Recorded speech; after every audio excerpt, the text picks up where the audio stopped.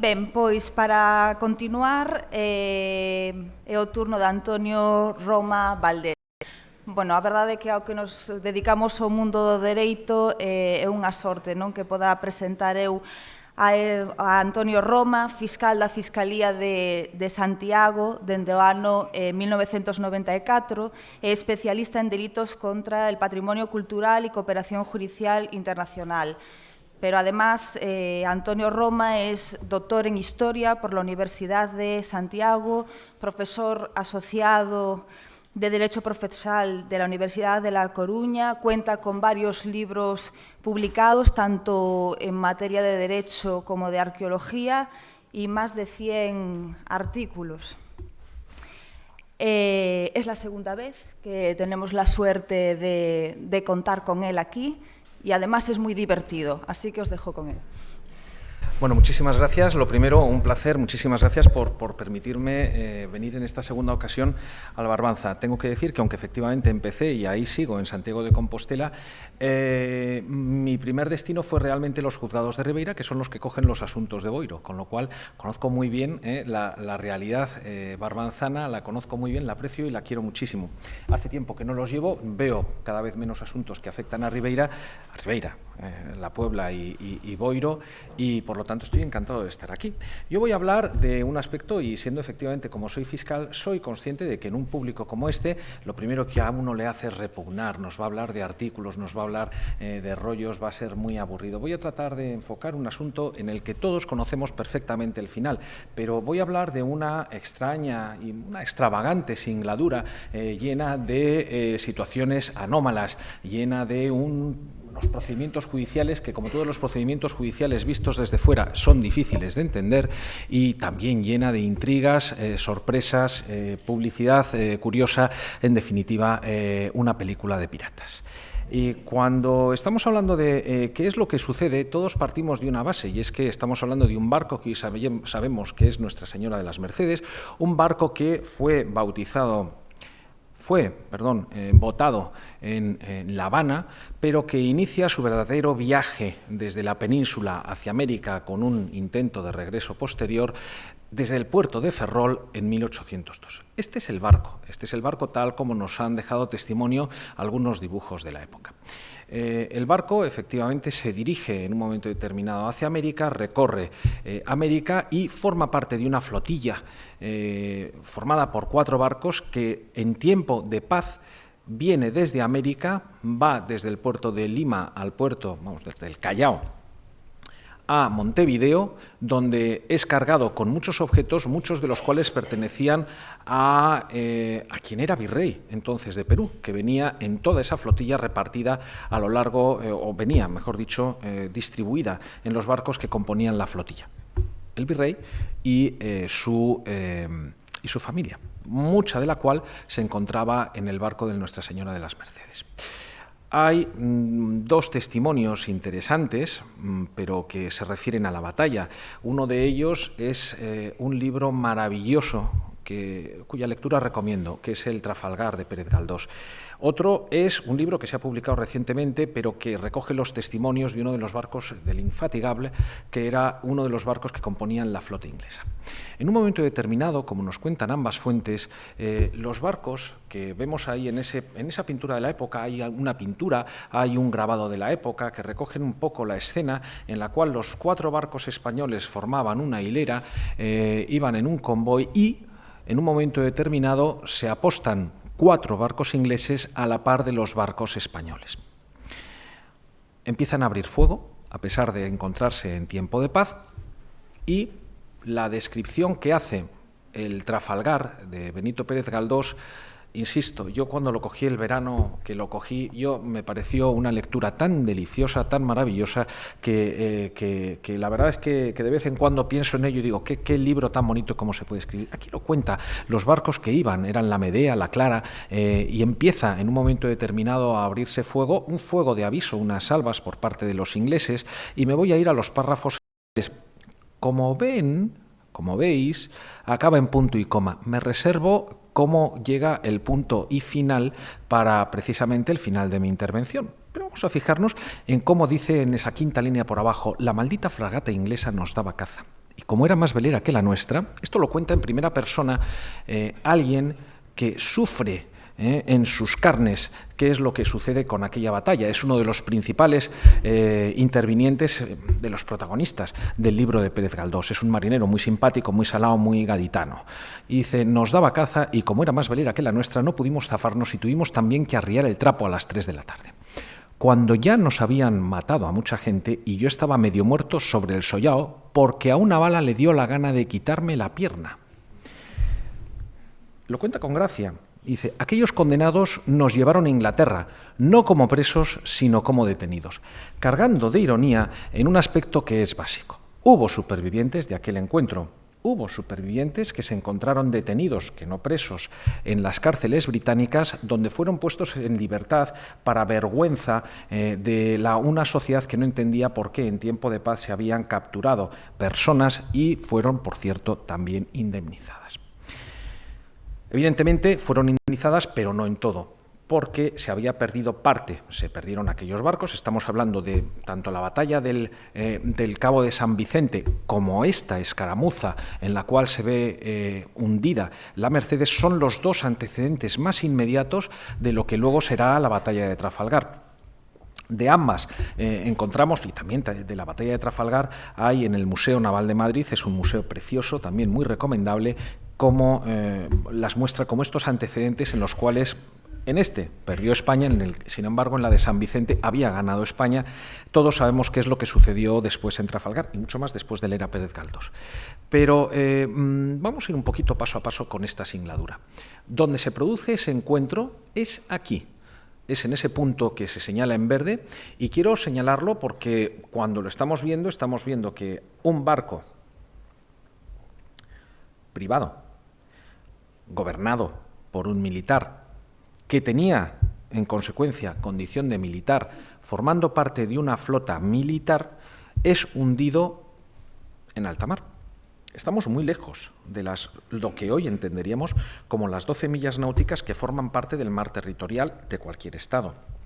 Fuera de las 12 millas de protección de ese mar territorial que recogen los convenios internacionales.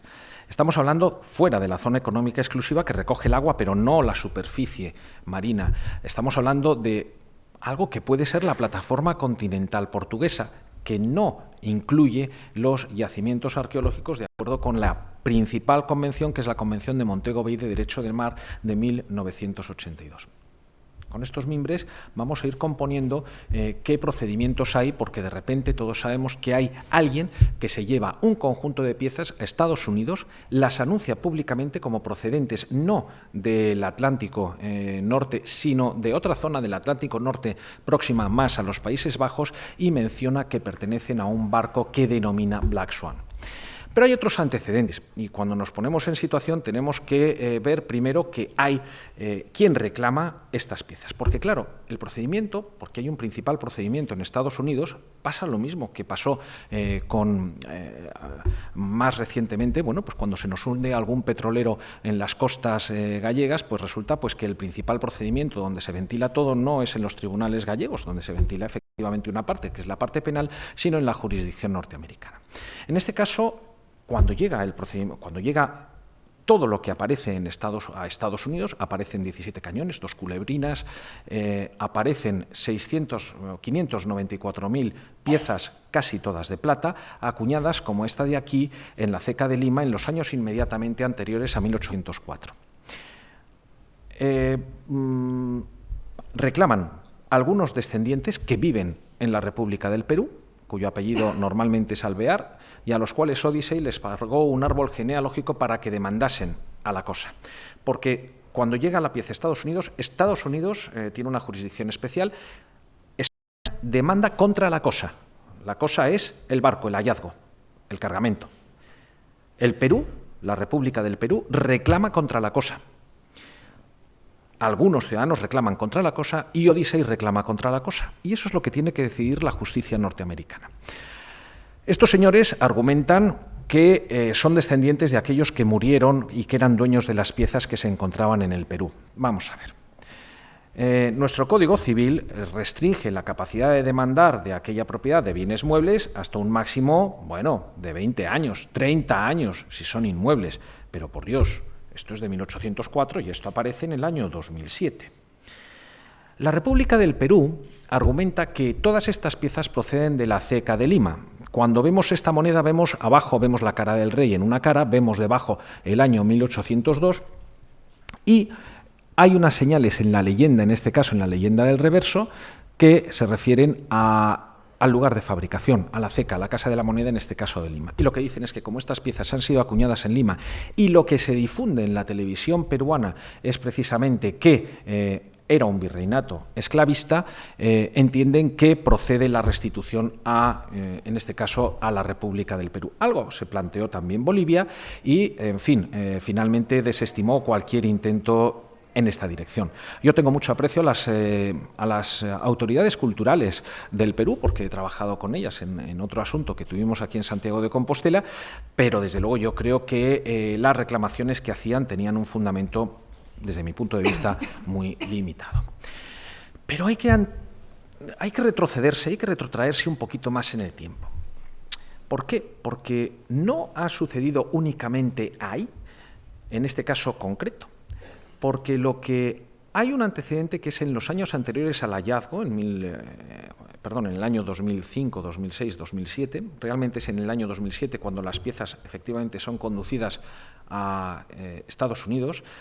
Había un intento porque Odyssey pide autorización al Reino Unido para buscar las piezas de un barco, el Sussex, hundido en 1694 en una zona distinta.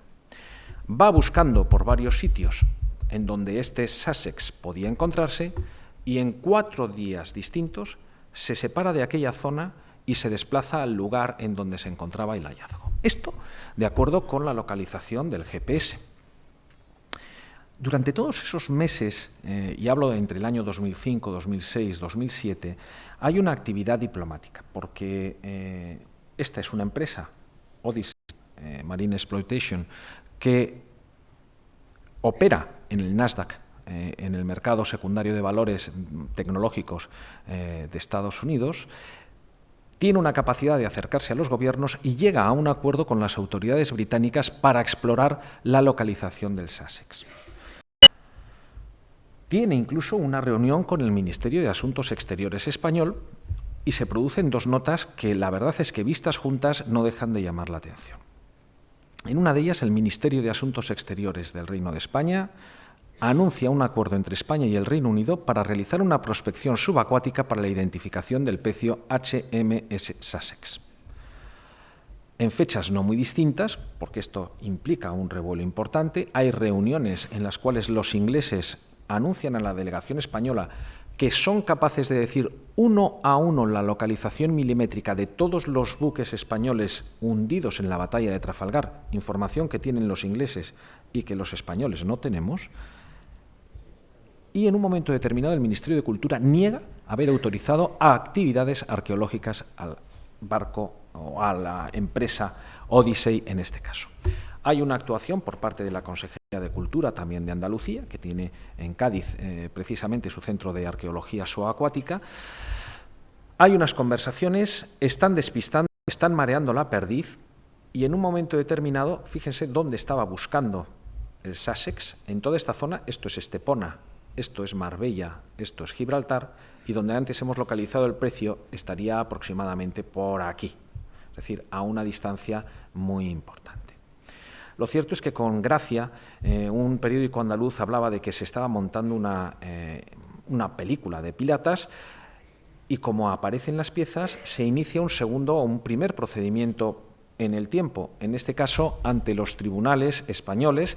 Un juzgado de Algeciras inicia unas actuaciones por el delito de contrabando. Si estas piezas han pasado por España, por el territorio aduanero español, si en algún momento han podido entrar en Gibraltar, pero atravesando territorio español, tendrían que haber tenido autorización del Ministerio de Cultura y podríamos encontrarnos ante un delito de contrabando. La opción es muy forzada y he visto por aquí algún penalista o algún abogado, me suena alguno por aquí, y claro, abrir un procedimiento penal cuando el barco se encuentra tan lejos del territorio español es cuando menos forzado. Vamos a dejarlo ahí. No es el único caso en el cual se está planteando. Luego vamos a ver cómo se va resolviendo y en qué consisten los juegos procesales, las intenciones y las resoluciones del Tribunal norteamericano en este tercer asunto que resuelve de la misma manera. Cuando traigo esto aquí es por una razón, porque no nos está tan lejos. Yo no sé si conocéis la historia de la batalla de Rande en 1702, es un asunto muy interesante. Nos encontramos en un lugar distinto, nos encontramos en la ría de Vigo, en donde en aquel año la flota que procedía de América con destino a Cádiz para entrar en Sevilla es esperada por una flota anglo-holandesa y en lugar de ir hacia allí suben a lo largo de todo el océano a la altura de Portugal, entran en la ría de Vigo y se encierran allí, pensando que estarían suficientemente protegidos por los fuertes que hay en la entrada. Aquí hay una escena de qué es lo que sucede. Los ingleses y los holandeses atacan esos castillos desde tierra, eliminan las defensas y cuando los barcos van a entrar en el interior, los españoles hunden la flota. Esta imagen espacial nos muestra esta línea de aquí. Es la sombra que deja en el fondo del mar uno de los pabellones, uno de los palos altos de los barcos que se encuentran en el interior. Y esto es claramente el casco de uno de aquellos barcos. La numismática nos ha dejado este bonito ejemplo de cómo los ingleses hacen esta medalla en la cual los barcos españoles se van hundiendo aquí, a la altura de la isla de San Simón. Esto es la entrada de Vigo. Los barcos se encuentran ubicados aquí y se hunde. Lo digo por una razón, porque de vez en cuando vemos las noticias, sobre todo en verano, nos anuncian el culebrón de que sacar el tesoro que se encuentra en el interior de la ría de Rande podría pagar los presupuestos de la Comunidad Autónoma de Galicia durante un año. Yo no sé de dónde salen esas cuentas, pero no es así.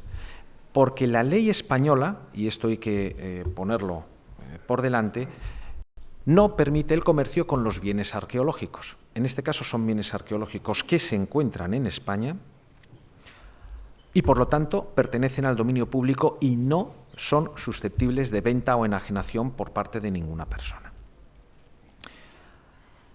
Vayamos entonces al otro terreno, vayamos a qué es lo que sucede con este otro procedimiento. Bueno, por cierto, cuando pongo aquí al capitán Nemo es porque el testimonio de lo que sucedió en la batalla de Rande es recogido por el propio Julio Verne cuando dice que el capitán Nemo pagaba todos sus viajes gracias a la plata que cogía en lingotes de los fondos de la ría de Vigo. Y ahí entraba con el Nautilus. Pero volvamos a lo que es el marco jurídico y en qué consiste este curioso, este sorprendente procedimiento que se produce en Estados Unidos, para entenderlo. Porque claro, ya he dicho una cosa, y es que la legislación española protege los bienes arqueológicos españoles, primero, que se encuentren en España, en territorio español. Y aquí tenemos un barco que no está en territorio español.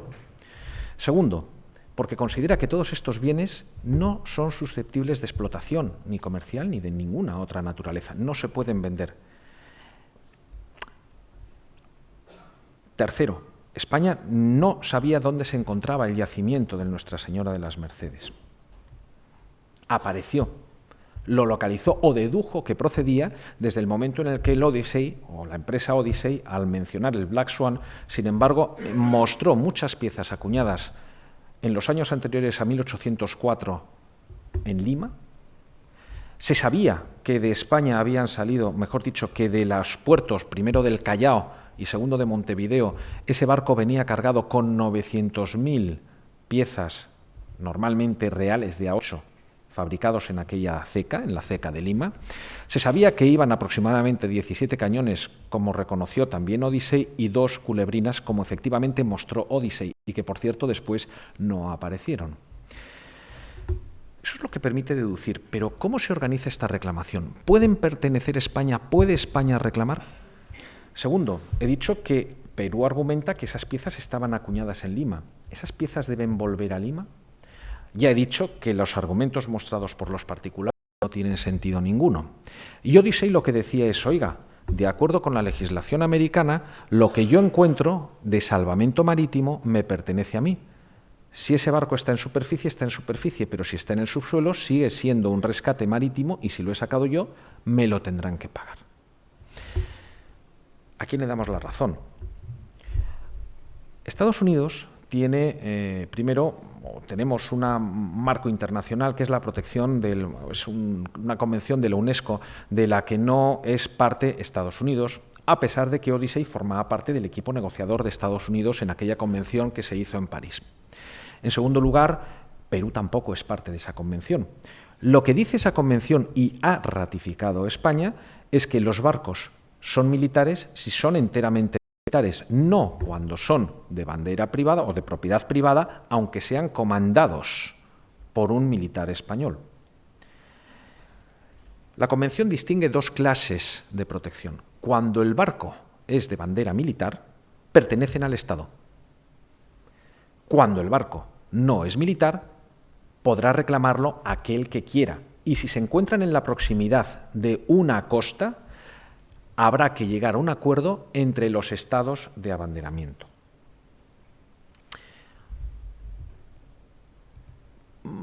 ¿Cómo o qué es lo que entiende, o este es el final conocido? Todos sabemos que viene España. Lo que dice el juez americano es lo mismo que había dicho en dos casos anteriores. España hace una interpretación de su derecho, pero olvidando su propio derecho. Y lo que dice es que esos barcos españoles son tumbas de soldados españoles. Y este es el argumento principal. En Estados Unidos ya habían tenido la ocasión, en dos ocasiones, de referirse a este asunto. El primero con el hallazgo de los restos materiales del Titanic, en cuanto a barco privado, pero sobre todo con una ley que es del año 2001, en la cual lo que dice es que los barcos hundidos en Pearl Harbor son tumbas de soldados americanos. Los aviones hundidos en todos los océanos son tumbas de soldados norteamericanos. Y en tanto son tumbas de soldados americanos, son inalienables.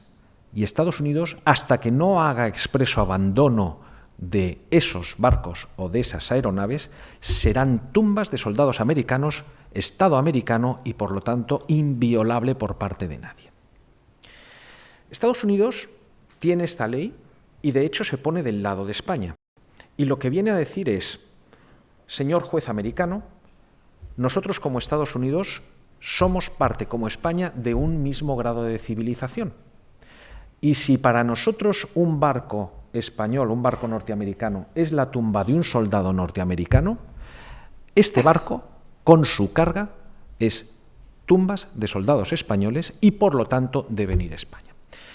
El juez norteamericano dice que los argumentos de Perú menciona, y esto es inusual en una sentencia, son inconsistentes. Y lo que viene a decir es que, primero, Perú hace un intento de deslindar el buque de la carga, cuando son indisolubles. Las piezas estaban metidas, como estamos viendo ahí, todos estamos viendo cuando llega, efectivamente, cuando funcionarios del Ministerio de Cultura se trasladan a Estados Unidos, a Tampa, Florida, a ver que efectivamente son las piezas, encuentran cualquier cosa menos las culebrinas. Las piezas, Odyssey pretendía venderlas, manifestaba en €500,000, yo no creo que valiesen tanto, honradamente, porque, vamos, no sé, eran muchas cifras, eran muchos ceros, yo cuando veo tantos euros me pierdo, perdón.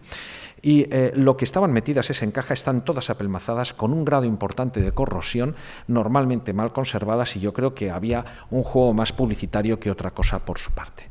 Durante mucho tiempo estas piezas estuvieron metidas en un ácido unido al agua del mar, en algún tipo de ácido o en algún tipo de corrosivo para limpiarlas, para ayudar a separarlas después, pero que nunca informaron de cuál era al Ministerio de Cultura español y que ahora mismo se encuentran en el Museo de Arqueología Subacuática de Cartagena. Había dos ocasiones en las cuales se había producido la misma respuesta. Uno era con un barco que se llamaba la Juno y otro era un barco que se denominaba la Galga.